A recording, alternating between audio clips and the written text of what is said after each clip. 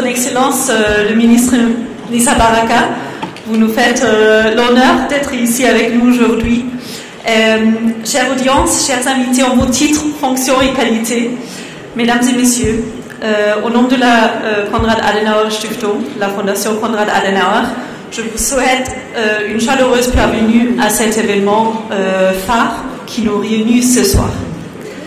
Le sujet dont nous allons parler aujourd'hui est plus urgent que jamais. Nous sommes toutes et tous conscients que le Royaume du Maroc traverse une crise environnementale considérée comme l'une des pires de son histoire. Cette crise est caractérisée par une sécheresse persistante qui dure désormais de plus que 5 ans.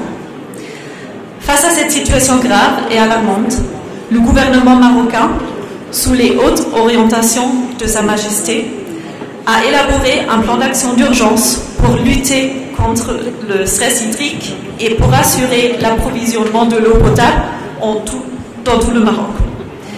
Monsieur le ministre Nissa Baraka va vous en parler davantage, ainsi que d'autres mesures déjà prises et encore planifiées.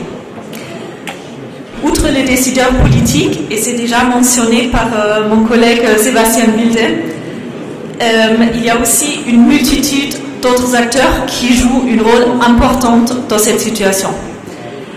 Il y a bien entendu les acteurs économiques, les ingénieurs qui jouent un rôle clé, mais il y a aussi la société civile qui a un rôle à jouer dans la sensibilisation et dans la communication avec la population. Bien que l'événement d'aujourd'hui se concentre sur les questions de l'eau au Maroc, permettez-moi, en tant que directrice aussi du programme régional sur la sécurité énergétique et le changement climatique au Moyen-Orient et l'Afrique du Nord de la Fondation, de aussi ajouter quelques mots comment cette thématique s'inscrit dans le contexte régional. Si on regarde les régions du Moyen-Orient et de l'Afrique du Nord, on voit que ce sont des régions les plus touchées par le stress hydrique dans le monde. Elles sont confrontées depuis longtemps aux conséquences du manque d'eau sur leur population, leurs économies et leurs relations régionales.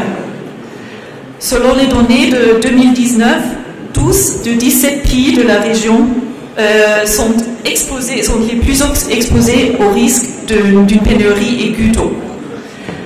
Les données les plus récentes montrent encore que 83% de la population de ces régions sont exposées déjà à un stress hydrique extrêmement élevé. Ces populations et leurs écosystèmes ont par force une certaine expérience de l'adaptation, je voudrais dire, mais néanmoins, et ça on voit maintenant, la combinaison d'une demande croissante en eau pour les industries, pour l'agriculture, parallèlement à la croissance de la population, porte un risque d'une surexploitation de cette ressource clé. S'ajoute à cela, et on sait très bien que c'est le cas, les effets de plus en plus tangibles du changement climatique au Maroc et dans toute la région, qui rendent la situation alarmante avec des conséquences potentiellement très très graves. Ce que je veux souligner ici, en parlant de la région, c'est pas seulement que la situation dans l'ensemble de la région est grave et qu'il faut vraiment redoubler d'efforts, mais c'est aussi que le Maroc n'est pas le seul pays d'être confronté à ces défis. Et c'est, bien sûr, chaque contexte national est différent et doit être examiné dans toutes ses complexités. Je suis convaincue qu'il existe énormément de potentiel d'échange, d'apprentissage mutuel dans la lutte contre le stress hydrique. Des leçons qu'on peut tirer des approches existantes, des meilleures pratiques et des solutions innovantes. Au-delà, et malgré de nombreux obstacles, je suis aussi convaincue qu'il y a du potentiel énorme et également des synergies à trouver et à développer pour la coopération régionale. Revenons au contexte marocain et à notre événement d'aujourd'hui. La conférence d'aujourd'hui, comme était déjà mentionné, s'inscrit dans le cadre du partenariat stratégique de la Fondation Konrad Adenauer et de l'Alliance des ingénieurs istiklaliens. pour nous, c'est un partenariat très très important, un partenariat qui nous rend fiers avec les nombreux événements qu'on avait déjà organisés ensemble, qui ont rencontré déjà un grand succès avec l'implication des décideurs politiques, avec des discussions très très riches. Pour nous,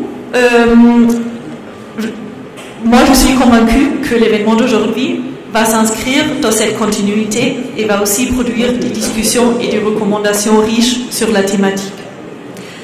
Enfin, j'aimerais juste remercier les organisateurs, le comité organisateur, ainsi que chacune des personnes qui ont travaillé sur le bon déroulement de cet événement. Je vous souhaite une excellente soirée. Je suis très contente de voir vous toutes et tous ici et je vous remercie.